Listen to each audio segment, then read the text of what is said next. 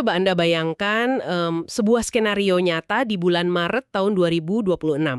Perdagangan global itu lagi hancur lebur. Iya, bener-bener kacau balok. Kepanikan terjadi di pusat-pusat keuangan dunia. Tapi senjata mematikan yang melumpuhkan ekonomi dunia ini tuh bukan rentetan rudal balistik. Bukan rudal, bukan juga armada kapal selam nuklir ya? Sama sekali bukan.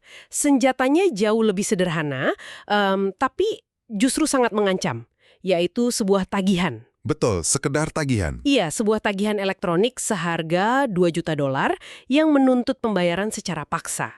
Dan tebak, pembayarannya wajib menggunakan mata uang Yuan Tiongkok. Nah, realitas itu menunjukkan betapa rapuhnya urat nadi dunia kita saat ini kan? Perang finansial itu beroperasi jauh lebih sunyi daripada perang militer terbuka. Sunyi tapi mematikan ya?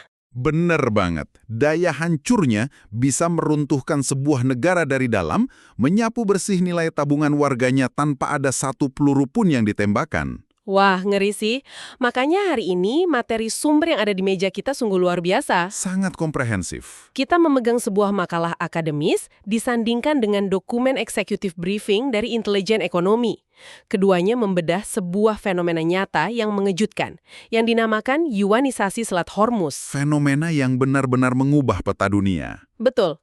Misi kita dalam eksplorasi mendalam kali ini adalah menelusuri bagaimana satu jalur perairan sempit di Timur Tengah, secara harfiah sedang merobohkan sistem keuangan global yang usianya udah lebih dari setengah abad. Dan dampaknya nggak main-main untuk pendengar kita. Nah, itu dia yang paling penting untuk Anda yang mendengarkan. Mengapa krisis di belahan dunia lain itu bikin harga bensin di kendaraan Anda dan nilai tukar rupiah di dompet Anda terancam serius?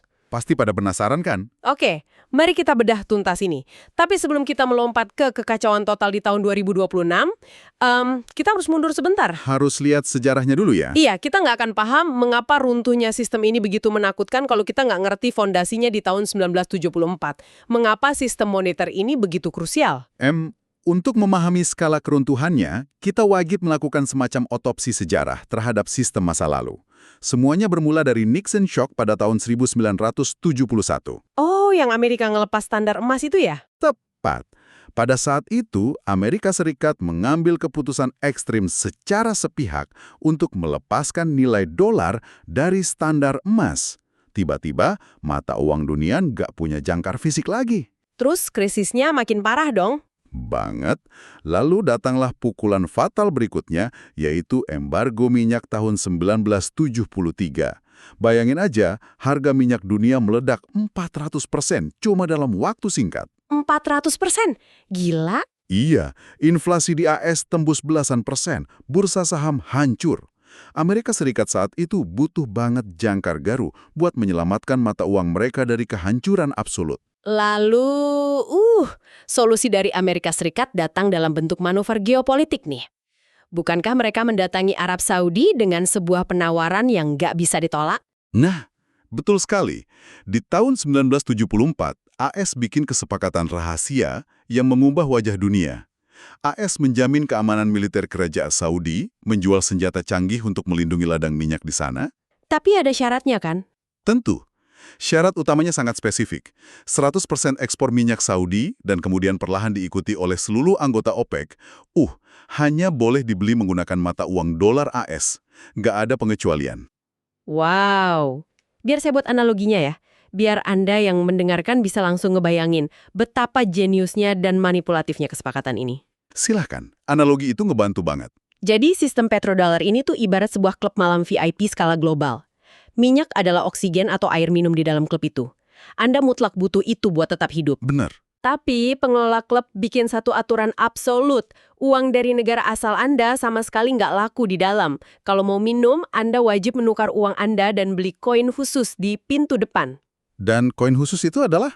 Dolar AS. Karena semua negara di dunia butuh minyak, otomatis semua negara secara permanen bakal terus berburu, menyimpan, dan menggunakan dolar AS kan?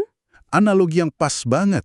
Mekanisme koin khusus itulah yang mengunci dominasi Amerika. Namun, yang sering luput dari perhatian publik adalah pilar raksasa itu nggak hancur tiba-tiba dalam semalam. Jadi udah ada proses erosi sebelumnya? Betul. Erosi kekuasaan petrodolar ini udah dirancang perlahan. Misalnya di tahun 2015, Tiongkok meluncurkan sistem CIPS. Sistem transfer mereka sendiri ya? Iya. Lalu di 2022, Rusia berhasil memaksa negara Eropa bayar gas pakai rubel. Tapi titik retak yang akhirnya menghancurkan bendungan ini terjadi di awal Maret 2026. Pasca operasi Epic Fury itu. Tepat. Pasca sebuah operasi yang disebut Operasi Epic Fury. Nah, sekarang kita masuk ke krisis utamanya. Di dokumen intelijen kita tercatat pada akhir Februari 2026, terjadi operasi Epic Fury oleh AS dan Israel yang berujung pada tewasnya pemimpin tertinggi Iran. Sebuah eskalasi yang luar biasa mematikan. Pasti logika awam kita mikir, wah, Iran pasti bakal merespons pakai rudal, mungkin meledakkan pangkalan militer atau memicu Perang Dunia Ketiga, tapi mereka nggak meluncurkan satupun rudal balistik kan? Benar. Iran tahu betul di mana titik lemah musuhnya. Respons mereka sepenuhnya asimetris. Asimetris gimana maksudnya? Mereka nggak menggunakan proyektil fisik. Mereka menggunakan urat nadi ekonomi global. Pada 15 Maret 2026, alih-alih mengutup Selat Hormuz dengan tebaran ranjau laut yang justru bakal memicu intervensi militer internasional. Yang mana itu bunuh diri juga buat mereka ya? Persis, Iran secara cerdas mengubah selat itu menjadi apa yang dokumen ini sebut sebagai Yuan Toll Booth atau gerbang tol berbasis yuan.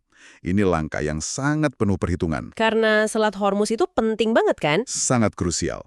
Ingat, Selat Hormuz adalah jalur yang mengalirkan sekitar 20% suplai minyak dunia setiap harinya. Dan ini persis titik poin dari tagihan yang saya sebutkan di pembukaan tadi. Disinilah situasinya menjadi sangat menarik. Anda mungkin mikir mereka memblokir jalan, tapi enggak, Iran bertindak bak pengelola jalan tol. Tol yang paling mahal di dunia. Benar, kapal Anda boleh lewat. Tapi tunggu dulu, Anda harus bayar tarif kedaulatan sebesar $2 juta AS per kapal.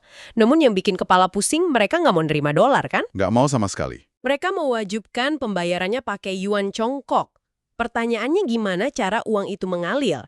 Bukankah seluruh transfer perbankan antar negara di dunia biasanya diawasi sama Amerika Serikat? Nah, disinilah infrastruktur Tiongkok yang diluncurkan tahun 2015 tadi menjadi kunci. Selama ini kan kita kenal SWIFT. Sistem pesan transfer global ya? Betul. Kalau Anda mentransfer jutaan dolar lewat SWIFT, Departemen Keuangan AS punya akses buat melacak dan memblokirnya. Nah, Iran mewajibkan pembayaran tol ini melalui sistem CHIPS milik Tiongkok. Oh, pantesan Amerika nggak bisa melacak. Iya, CHIPS ini tuh jaringan finansial tertutup yang berjalan independen.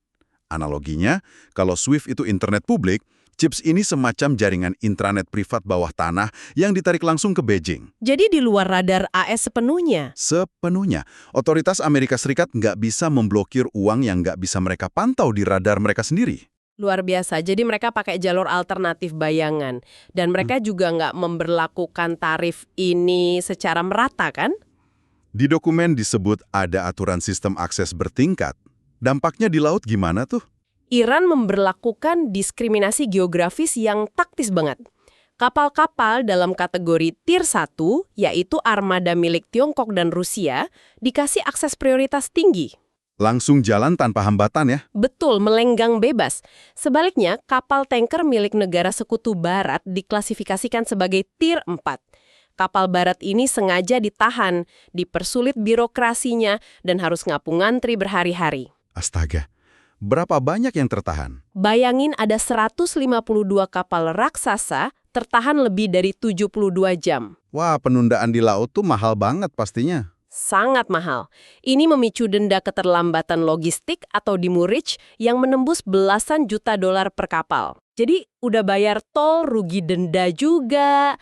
Di sisi lain, Iran sukses besar secara finansial ya.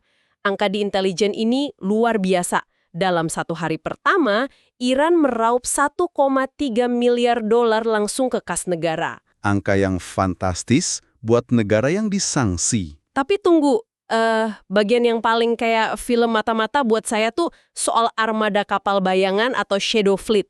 Gimana sih mekanisme armada ini beroperasi di tengah antrian itu? Shadow fleet itu taktik maritim gelap. Bayangin puluhan sampai ratusan kapal tanker tua yang sengaja nggak pakai asuransi resmi barat. Bahaya dong ya? Memang, dan ketika kapal-kapal barat lagi ngantri dan sibuk sama birokrasi tol, kapal armada bayangan ini mematikan transponder pelacakan otomatis atau AAIS mereka. Jadi hilang dari radar? Betul. Di layar radar maritim global, kapal ini seakan-akan nggak pernah ada. Lalu, pas malam hari, Mereka melakukan operasi transfer minyak dari satu kapal ke kapal lain secara sembunyi-sembunyi di laut. Gila, terus minyaknya dibawa kemana? Dokumen mencatat, di bawah perlindungan kekacauan tol tersebut, 11,7 juta barel minyak diselundupkan dan langsung berlayar menuju Tiongkok tanpa terdeteksi radar sanksi internasional. Saya lagi nyoba mencerna betapa rapinya operasi ini. Akibatnya, dunia seakan-akan punya dua realitas harga minyak yang beda dong. Tepat sekali, pasar di wilayah Atlantik, kayak Eropa dan Amerika, harus beli minyak dengan harga luar biasa mahal. Karena ditambah biaya tol dan denda logistik tadi ya. Iya, dan harus pakai dolar. Sementara di Asia, Blok Timur dapat akses lancar dan harga diskon pakai yuan. Sistem finansial benar-benar terbelah jadi dua. Terbelah tajam ya. Terus pasokan munia kan keganggu banget tuh. Sangat terganggu. Ketika pasokan lebih dari 12 juta barel per hari terhambat oleh manuver geopolitik semacam ini, pasar komoditas langsung bereaksi brutal. Seberapa brutal sih dampaknya secara global? Sangat menghancurkan.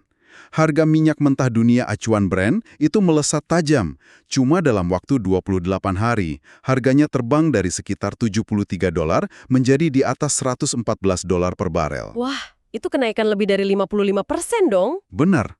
Dan bukan cuma komoditasnya yang mahal. Perusahaan asuransi kapal melihat resiko di perairan itu menjadi ekstrim. Premi asuransinya naik juga. Meroket tajam, naik 312%. Angkanya menembus $1,2 juta per hari hanya untuk mengcover satu buah kapal yang melintas. Per hari? Ya ampun. Iya. Lonjakan biaya bahan baku dan biaya asuransi ini langsung memukul Amerika dan Eropa dalam bentuk stagflasi. Stagflasi. Ini kan mimpi buruk di buku pelajaran ekonomi ya. Harga barang kebutuhan naik gila-gilaan karena inflasi, sementara di saat bersamaan perputaran ekonomi mandek. Pabrik melambat, pengangguran meningkat tajam. Tapi mari kita mikir kritis sebagai masyarakat biasa nih. Kalau perekonomian Amerika lagi melambat dan terancam resesi, bukankah obatnya sederhana? Selama ini kan Bank Sentral AS, The Fed, cukup nurunin suku bunga. Teori normalnya memang begitu. Iya kan? Kalau suku bunga dipotong, kredit jadi murah. Orang bangun pabrik lagi, ekonomi bergeliat. Kenapa mereka diam aja ngebiarin ekonomi negaranya terbakar? Nah, jika kita hubungkan ini ke gambaran besarnya, obat penawar itu justru bakal jadi racun yang fatal. The Fed sama sekali nggak bisa memangkas suku bunga karena mereka terperangkap dalam kondisi yang disebut monetary trap atau jebakan moneter. Jebakan gimana maksudnya? Anda harus ingat, inflasi yang terjadi saat ini bukan karena masyarakat AS lagi banyak uang dan rakus belanja, bukan.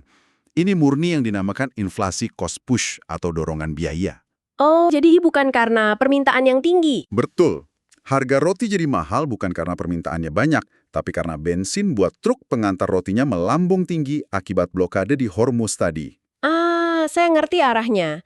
Inflasi semacam ini tuh ibarat kebakaran minyak di dapur ya. Anda nggak bisa mademinnya pakai air. Pas banget analoginya. Suku bunga rendah itu ibarat air yang manjur banget mademin krisis ekonomi biasa. Tapi kalau nekat nyiram air murah itu ke kebakaran minyak yang disebabin guncangan biaya logistik, Kebakarannya justru bakal meledak dan meruntuhkan seisi rumah. Kalau The Fed memaksakan pemotongan suku bunga dan mencetak uang murah ke pasar, daya beli emang naik sebentar, tapi harga logistik bakal merespons dengan kenaikan berkali-kali lipat. hiperinflasi dong jadinya. Sangat mungkin lepas kendali menuju hiperinflasi. Makanya, Bank Sentral AS terkunci rapat dalam rezim suku bunga tinggi yang ekstrim. Menahan bunga di angka 4,25% setidaknya sampai akhir 2027. Wah, lama juga ya. Iya, mereka secara sadar menekan pertumbuhan ekonomi domestiknya sendiri demi mencegah lonjakan liar harga barang kebutuhan pokok. Pram, namun bagi Anda yang sejak tadi mendengarkan dan mungkin bergumam, ya udah itu kan urusan inflasi Amerika dan kapal di Timur Tengah, apa urusannya sama hidup saya di sini? Tentu ada urusannya sangat besar malah. Mari kita bawa narasi krisis ini langsung mendarat di negara kita. Kenapa Anda harus peduli? Berdasarkan data kita, guncangan di gerbang tol tadi itu nyiptain badai sempurna yang nabrak ekonomi Indonesia tanpa ampun. Ini yang bikin situasinya sangat relevan buat kita. Indonesia itu kan negara yang sangat ngandelin suplai energi dari luar negeri. Seberapa besar sih ketergantungan kita ke rute itu?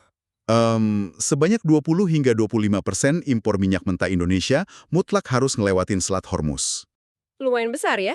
Saya bagian ini di dokumen, dan rasanya sulit dipercaya. Apa benar ketahanan cadangan energi nasional kita di darat itu fisiknya cuma mampu bertahan buat 20 hari konsumsi? Sangat disayangkan, tapi angka intelijen ekonomi ini nunjukin fakta itu. Ruang napas logistik kita tipis banget. Sebenar, cuma 20 hari, berarti kalau antrian paksa di tol Yuan tersebut berlangsung lebih dari 3 minggu, kita bicara tentang kelumpuhan fisik total dong. Betul sekali. Truk-truk logistik yang bawa beras dari desa ke kota bakal berhenti karena pom bensin kosong. Pabrik pengolahan pangan mati mendadak. Risikonya nyata banget, sampai ke level kehidupan sehari-hari itu. Bahkan laporan ini memuat bukti lapangan yang lumayan mencekam. Bukti apa tuh? Pada periode krisis tersebut, Indonesia punya 2 aset kapal raksasa, MT Pertamina Pride dan MT Gamsunoro. Keduanya lagi gangkut kargo logistik energi bernilai masif banget, yakni 17,3 triliun rupiah, Wow, besar sekali nilainya. dan 2 kapal penopang urat nadi kita itu sempat tersandra, macet total selama 72 jam di tengah ketegangan perairan Hormuz. Astaga, Dan itu baru masalah logistiknya kan? Terus gimana sama uang negara yang dipakai buat bayarnya? Kalau suplai terhambat, tapi kita tetap harus beli minyak pengganti di pasar terbuka yang harganya udah terbang nembus $114 tadi, efek ke kas negara gimana? nah disinilah bom fiskalnya meledak. APBN pemerintah kan selalu dirancang pakai asumsi dasar harga minyak mentah tertentu. Biasa disebut ICP itu ya? Betul, ketika harga minyak terbang $40 jauh di atas asumsi dasar pemerintah, mereka seketika harus keluarin dana talangan tambahan supaya harga BBM di dalam negeri nggak mencekik rakyat. Subsidi dadakan dong jatohnya, berapa tuh bebannya? Beban tambahan subsidi energi itu tembus angka fantastis, 412,4 triliun rupiah ekstra.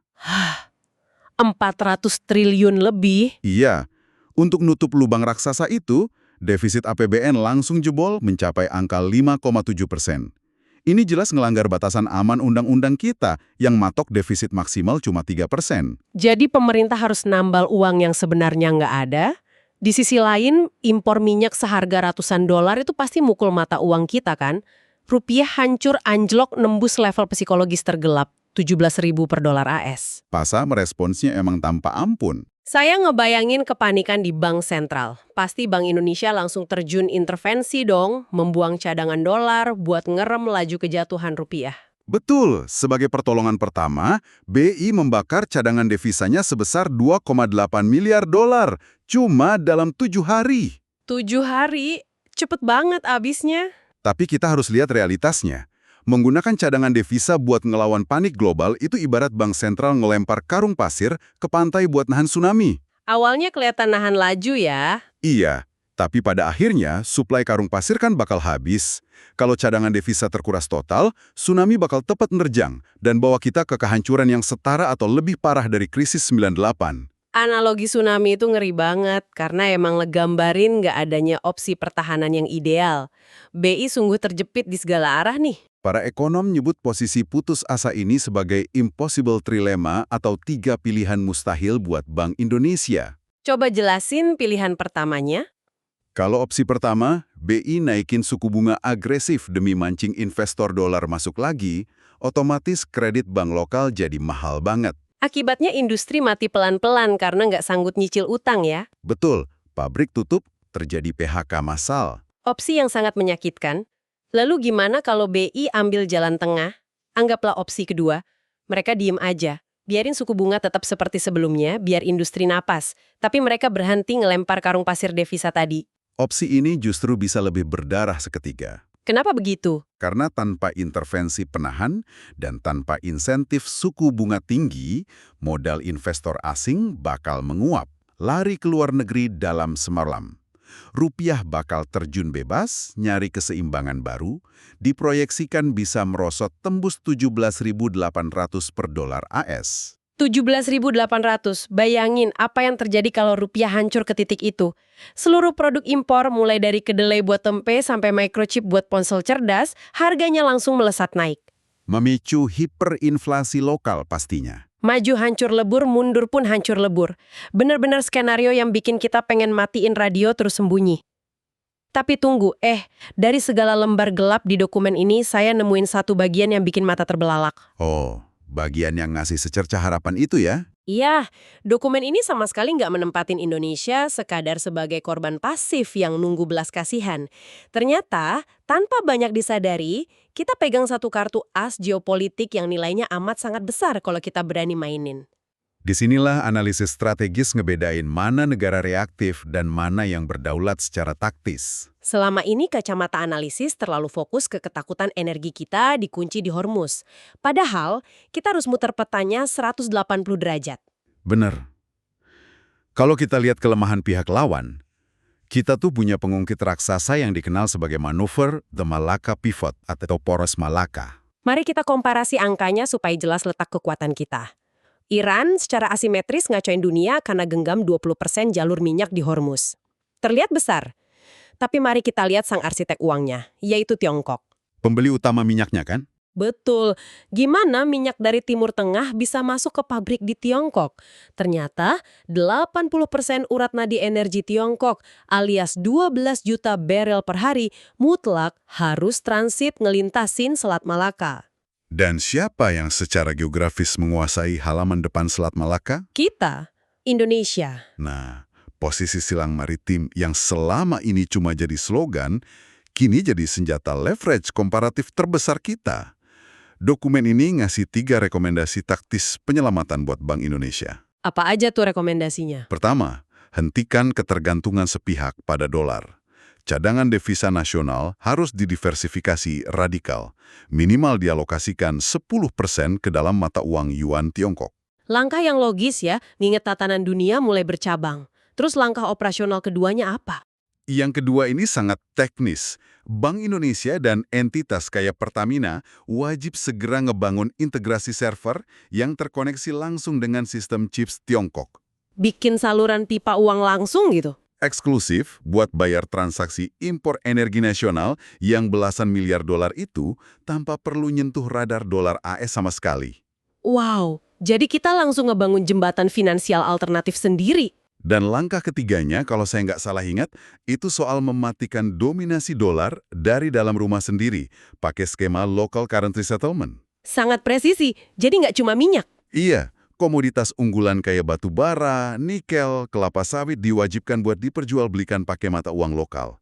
Targetnya motong sekitar 25% exposure dolar kan? Betul banget. Tapi bagian yang paling mengagumkan tuh ada di peluang diplomasinya. Oh, yang soal tawar-menawar itu ya? Ya. Indonesia bisa eksploitasi kepanikan logistik ini jadi kekuatan tawar diplomasi kelas berat. Pemerintah bisa nawarin garansi navigasi aman buat negara Blok Timur yang lewat wilayah kita. Tentu keamanan premium gitu, butuh kompensasi dong. Pasti. Imbalannya, mereka dipaksa ngalirin investasi infrastruktur konkret senilai 25 miliar dolar langsung ke tanah air. Jadi, apa arti dari semua ini? Ini ngubah pandangan kita tentang krisis. Artinya, Indonesia di badai moneter ini bukan sekedar kapal bocor. Kalau Barat asyik dengan dolarnya dan Blok Timur bermanuver dengan yuannya, Indonesia punya privilege geografi buat jadi aktor utama. Menjadi pivot atau penyeimbang strategis ya? Betul, penentu arus energi dua kubu. Kita bisa jadiin disrupsi ini batu loncatan menuju kedaulatan sejati. Nah, hal ini memunculkan pertanyaan penting dan cukup meresahkan yang jadi konklusi dokumen ini. Secara teoritis, kan semua infrastrukturnya udah ada. Tapi tantangan sesungguhnya, apa birokrasi dan politisi kita punya nyali buat eksekusi pergeseran ekstrem ini? Itu pertanyaan terbesarnya. Bergerak dari zona nyaman petrodolar menuju multipolar, itu bukan cuma nekan tombol, tapi evolusi fundamental. Sejarah udah nyatet, negara yang lambat adaptasi pasti bakal hancur tergilas zaman. Benar sekali. Adaptasi taktis ini bukan sekedar kebijakan mamis, ini instrumen keselamatan primer untuk mempertahankan perekonomian kita. Nah, tibalah kita pada rangkuman dari eksplorasi mendalam kita. Fakta telanjangnya jelas, hegemoni absolut petrodolar selama setengah abad perlahan digantikan sistem paralel yuan. Pergeseran tektonik dalam ekonomi global. Dan izinkan saya ngingetin Anda yang lagi dengerin. Besok pagi, pas Anda ngelihat harga bensin atau ngernyit dahi ngelihat harga beras di swalayan, ingatlah bahwa fluktuasi angka itu akarnya ditarik dari gerbang tol perairan nun jauh di Timur Tengah sana. Krisis geopolitik itu tangan tak terlihat yang ngobrak-abrik isi dompet Anda. Dampaknya kerasa banget di kehidupan nyata. Sebelum kita berpisah dan nutup buku dokumen ini, kami ingin meninggalkan satu pemikiran provokatif buat Anda eksplorasi. Tadi kita bedah gimana negara kayak Iran, yang dikunci sanksi barat, justru berhasil ciptain celah pertahanan dan serangan balik pakai yuan dan chips. Sebuah perlawanan finansial yang cerdik. Maka coba renungkan ini. Kalau sistem pembayaran global ternyata dengan mudah bisa dijadiin senjata serangan balik oleh negara yang dihukum, apa masa depan dari konsep sanksi ekonomi internasional itu sendiri? Pertanyaan yang bagus banget buat direnungkan. Akankah ancaman sanksi embargo dari Amerika Serikat bakal jadi omong kosong belaka dan usang? Karena negara penentang kini diam-diam udah punya ekosistem keuangan alternatif yang mandiri. Sesuatu yang patut kita kawal terus perkembangannya. Terima kasih atas waktu dan rasa ingin tahu Anda dalam membedah intrik geopolitik ini bersama kami. Jaga terus pemikiran kritis Anda melihat arah angin dunia berputar. Sampai jumpa di Bedah Tuntas Penuh Teka-teki berikutnya.